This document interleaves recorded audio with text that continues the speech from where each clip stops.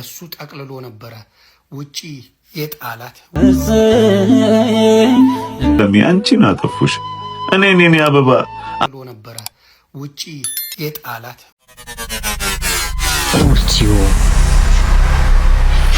ዛ ትላንትና ፖሊስ ሰፈሩን ባሰሰበት ጊዜ ለመጀመሪያ ጊዜ ሰፈሩን አስሶ በነበረበት ጊዜ እቤት ውስጥ የነቀነኒ ትኖርበት የነበረ ቤት ውስጥ ምን ተገኝቷል? ጀበና ረከቦት የሚቀመጥበት ሁለት ምንጣፍ ነው። ከምንጣፉ ስር ሁለተኛው ምንጣፉ ደም በደም ሆኖ የተደበደበችበት የተቀጠቀጠችበት ደም በደም በሱ ጠቅልሎ ነበረ ውጪ የጣላት። ወደቀች የተባለውም ለዛ ነበረ። ፖሊስ እሱን መረጃ ይዞ ወደ ወስዶታል ለመረጃነት። ስለዚህ እዛ ደም ላይ የሱ ዲኤንኤ ይገኛል፣ የሱ አሻራ ይገኛል። ከዚህ በኋላ ገዳዩ ማን እንደሆነ ዮኒ ማኛ የተናገረው ልክ እንደሆነ እቺ ልጅ በበደል ተጨፍጭፋ ስቃይዋን በልታ ስቃይዋን አብልቶ እንዳጠፋት ህዝብ እንዲረዳልኝ ፈልጋለሁ። የንጹሃን ደም በየቤቱ አለ። ሌላው ለሴቶች የምናገረው አንዴ ሁለቴ መታሽ ይቀየራል ብለሽ ከሱ ጋር የምትኖሪ ሞትሽን እየተጠባበቅሽ ነው። የአካልሽን የሚያጎልበት ቀን የሞትሽን ቀን እየተጠባበቅሽ ነው። ስለዚህ ለቀነኒ ድምፅ የሆናችሁ በተለይ ሶፊዬ ክበሪልኝ፣ ትልቅ ሴት ነሽ። ራሙ የምትባል ወንድማችን ትልቅ ወንድ ነህ። ናሙ ከፍቅር ጋር መሆኑን አውቃለሁ ዋሆዬ እንዲህ ነሽ ያለኝ እንዴት እኖራለሁ ዋሆዬ ሰው በቃኝ በማለት እያስመረረኝ ዋሆዬ ሀሳብ ወዲያ ወዲህ ሆኖ አስቸገረኝ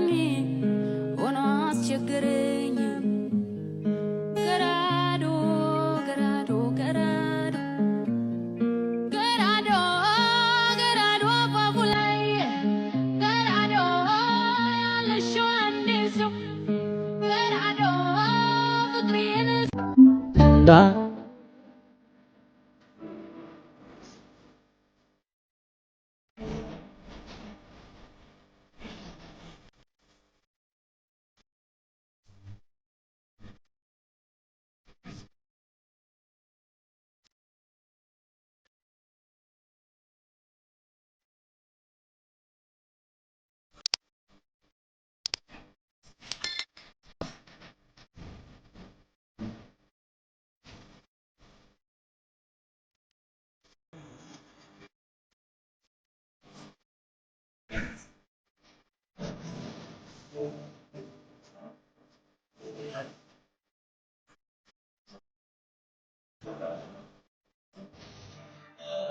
የቀነኒን ጉዳይ መርሳት አለብን ብዬ አላስብም።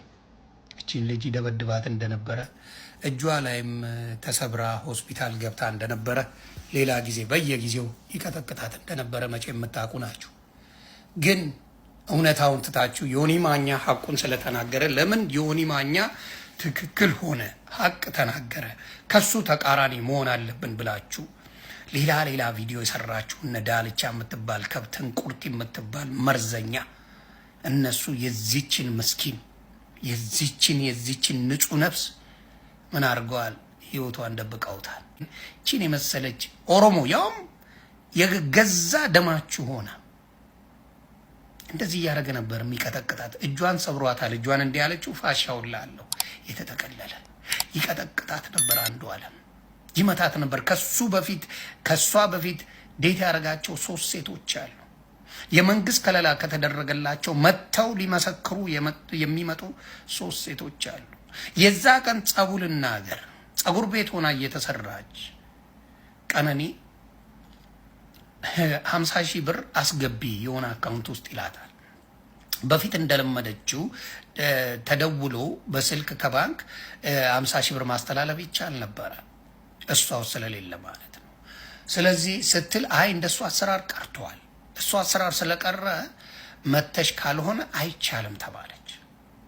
ይሄንን ነገር ልታደርግ ስትል ጓደኛዋን ትደውልና ስትል አይ ከዚች ጓደኛዬ አስገባለሁ ምኑን የልደቷ ቀን ማለት ነው ለልደቷ ፎቶ ምናምን ጸጉሯን በምትሰራበት ሰዓት እኔ አስገባለሁ ከጓደኛዬ ታስገባለች ከዛ በኋላ እንትን እንላለን ስትለው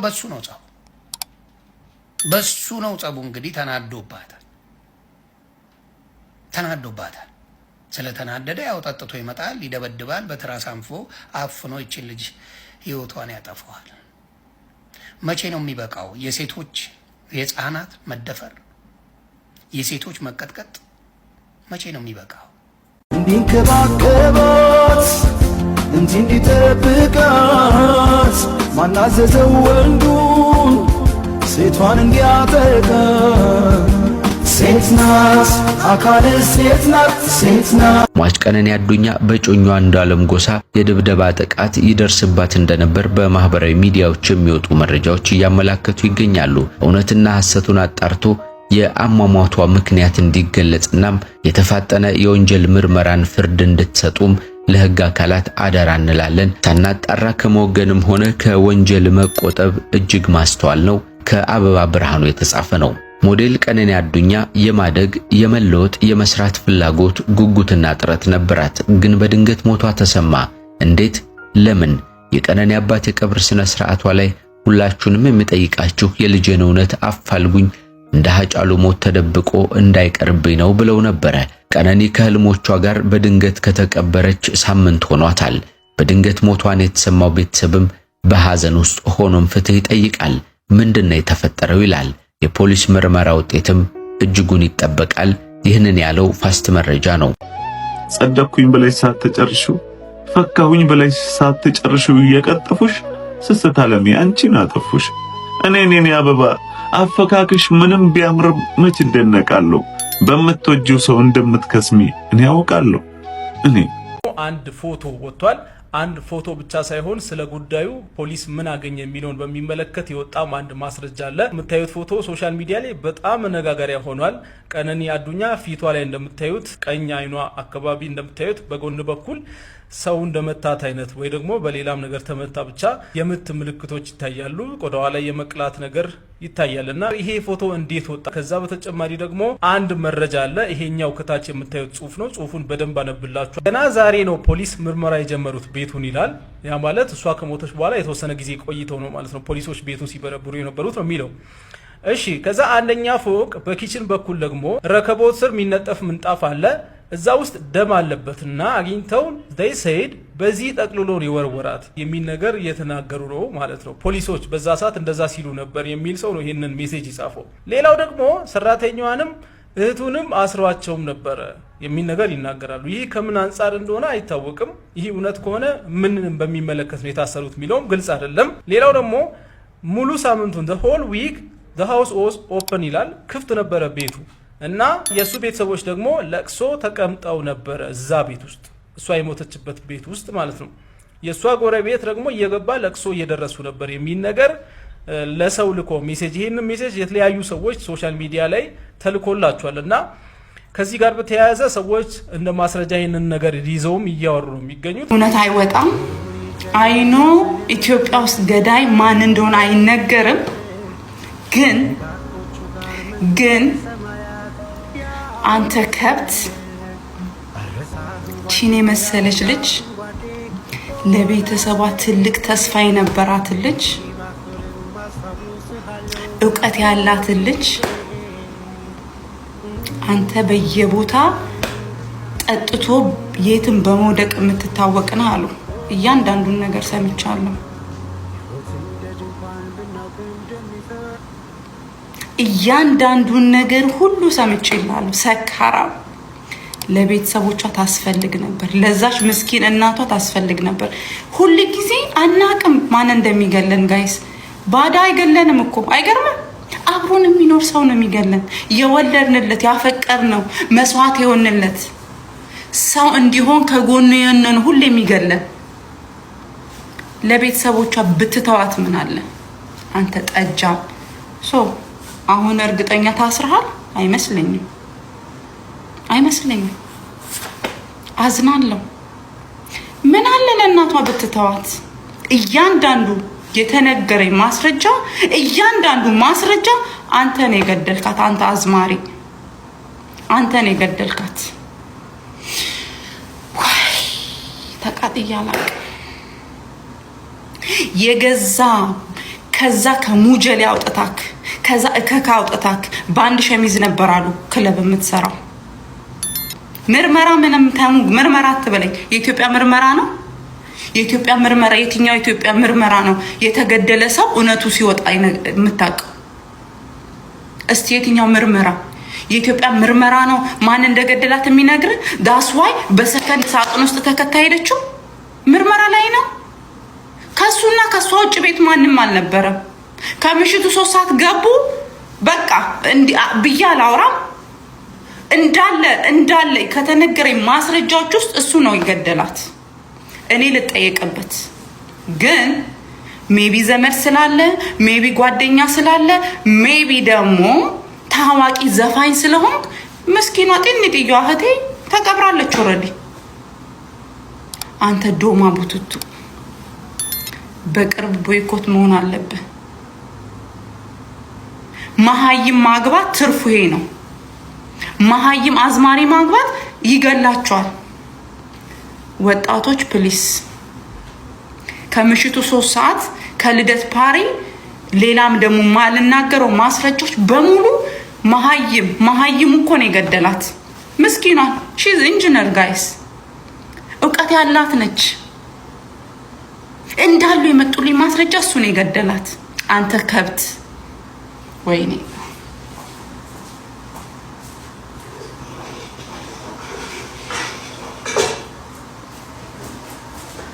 አንተ መሀይም ገደላት። እንዳሉ የመጡልኝ ማስረጃ እሱ ነው የገደላት። ይሄ ከብት ኮዬ እሱ ነው 3 ሰዓት ከምሽቱ ጠጥቶ ገብቶ አልነግርሽም ሌላውን። አንተ አዝማሪ ወይ ወጥተሃል ወይ እስር ቤት ቁጭ ብለህ ጫትን እየቃምክን። ፖሊስ ማስረጃ አትበሉኝ። እዛ ኢትዮጵያ ውስጥ ፖሊስ ማስረጃ አለ። ከምንጣፉ ስር ሁለተኛው ምንጣፉ ደም በደም ሆኖ የተደበደበችበት የተቀጠቀጠችበት ደም በደም በሱ ጠቅልሎ ነበረ ውጪ የጣላት። ወደቀች የተባለውም ለዛ ነበረ። ፖሊስ እሱን መረጃ ይዞ ወደ ወስዶታል ለመረጃነት።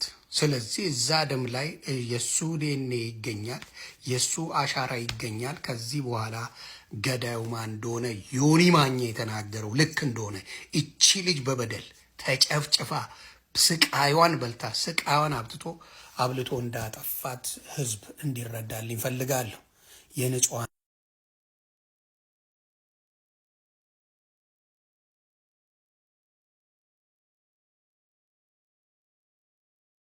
ዋጋ የከፈለ ዘማሪ ሰባኪ ቢሞት ግን ስላሴ አይቀበርም። ቀነኒ የምትባለች እንዴት ዋላችሁ? የዛሬ አበቦች የነገ ቶፒኮች እንደው አንድ ዘፈን ዝፈኝላቸው ብባል ምን ይሻላል ምን ይበጃል፣ ምን ይሻላል ምን ይበጃል፣ ላይኖርባት መሬት ሰው ይፋጃል ብዬ እዘፍንላችሁ ነበረ። በዚህ አጋጣሚ ግን መናገር የምፈልገው ነፍሷን ይማረው ቀነኒ በቃ እኮ አረፈች አይደል? ምንድን ነው ሰው ልጅ በህይወት እያለ ሰው ነው፣ ሲሞት ሬሳ ነው። ሁላችንንም አንድ አይነት ምስጥ ነው የሚበላል። እውነት እናንተ እኮ ናችሁ። እናውቃለን፣ ከማንም በላይ እንሰማለን። ከኛ በታች የሆኑ ገልጠው ማንበብ የማይችሉ እውቀት የሌላቸው በጭፍን አመለካከትና አምልኮት የሚከተሉን ብዙ አሉና እነሱን ይዘን አብረን ገደል እንግባ ብላችሁ እንጂ እኔ በእርግጠኝነት ስንት ነገር የሚሰራበታል። እቺ ልጅ ገና እኮ ነው አይደል እንዴ? እንዴት ስላሴ ተቀበረች? እንደው እውነት ለመናገር አሁን እቺ 12 ዓመት ልጅና ስንትና ስንት ያችን ማሆያዋን ያስወለደ ሰውዬ አሁን ቢሞት እሱም ስላሴ ይቀበል ልትል ነው? በጣም ነው የሚገርመኝ። አንዳንድ ጊዜ እናንተ እኮ ናችሁ የሀብታም መቀበሪያ የድሃ መቀበሪያ፣ ሀብታም ስላሴ ነው፣ ድሃ እዛ ነው፣ እንትን ጨርቆስ ነው እንትን ምናምን ብላችሁ የምትለዩት እንጂ ፈጣሪ አምላክ እውነቴን ነው ስጋችን መሬት ይበሰብሳል፣ ነፍሳችን ግን ሁላችንም እንደየኃጢአታችን እንደ ስራችን የሚከፈለን ሰማይ ቤት ነው። እናንተ እኮ ናችሁ እናውቃለን ባዮቹ እናንተ ናችሁ ምድር ላይ ያለውን ሰው በዚህ መልኩ በዛ መልኩ መቀበር አለበት ብላችሁ የምትዳኙት የሰማይ አምላክ ግን እውነቴን ነው። እንደውም አንተ ስለ እውነት የት እንደምትገባ ራሱ መጠየቅ አለብህ። ምን አገባችሁ የት ሰው ቢቀበር እንዴ? አንድ ሰው በሀገሩ ላይ ታክስ እስከከፈለ ድረስ ስላሴ ነው፣ ጨርቆስ ነው፣ ማርያም ነው፣ ሸንኮሬ ነው ምናምን ነው የሚባል ነገር ሁሉም ቦታ ቦታውን አይደለ እንዴ? ከፖለቲካ ውጭ ከሆነ ሁሉም ቦታ ቦታውን፣ በፖለቲካ ከሆነ ግን አላውቅም። ነገር ግን እቺ ልጅ ገና ወር እንኳን አልሆናቸውም። ቤተሰቦቻቸው ውስጥ ይጽናኑ። ለነገሩ በሚቀጥለው ቪዲዮ ላይ የታዘብኩትን ነገር እሰራለሁ። ግን ምን ችግር አለው? እስቲ ንገሩኝ፣ ምን ችግር? እኔ ነኝ የማላውቀው? ክብር ያለው ክብር የሌለው ምንድን ነው? ሁሉም ሰው እኩል ነው። ሁላችንም እኩል ነው ሽንት ቤት የምንቀመጠው አይደል እንዴ? እናንተ እኮ ናችሁ ሰውን ቦታ የምትሰጡት። ለእኔ ሁሉም ሰው እኩል ነው። ድሃ ስለሆነ ዝም ብሎ አፈር ብቻ ይለብሳል፣ ሀብታም ስለሆነ በደንብ ሐውልት ይሰራለታል፣ ምን ስለሆነ እንደዚህ መሳቢያ ውስጥ ይገባል። የለም፣ ሰው ስለሆነ ሁሉም ሰው ክብር ሊገባው ይገባል አይደል እንዴ? እንጂ ለምን ስላሴ የቤተ ክርስቲያን እንትን ቢሆን ኖሮ ተቀበር ምን ችግር አለ? ምን አስጨነቀ? ሌላ ብዙ ትውልድ የሚጠፋበትና ሚዲያ ላይ ወጥተው አፋቸውን እየከፈቱ አላግባብ የሚደረግ ነገር ስለሚያደርጉ ሰዎች ምክር ብትሰጡ አይሻልም? እውነተኛ ከሆናችሁ ገና ለገና ዩቱባችሁን ለማደለም ወር ያልሞላው አረ ወር አይደለም 7 ቀን ያልሞላውን ሬሳ አንስታችሁ እስቲ የገደላት ማን ነው ብላችሁ ፍትህ ጠይቁላት አይደል እንዴ? የነበረችው ሳይሆን ነበረች። ስለዚህ ወንድሜ ወይም ማነህ ምንድነው አላውቅም፣ አነጋገር ስለሚደብር ብቻ ነው የተናገርኩት። አደራ እንዳትሰዱኝ። እውነት ነው፣ ሰው ከሰው አይበልጥ፣ ሁሉም ሰው እኩል። ስራችን ነው ትልቅ ትንሽ የሚያደርገን እንጂ ሞተና አፈር ለሚበላ ምስጥ ለሚበላ ጭራሽ እዛ እዚህ ወይኔ ነኝ የማላውቀው። ያሳዝናል ግን የእውነት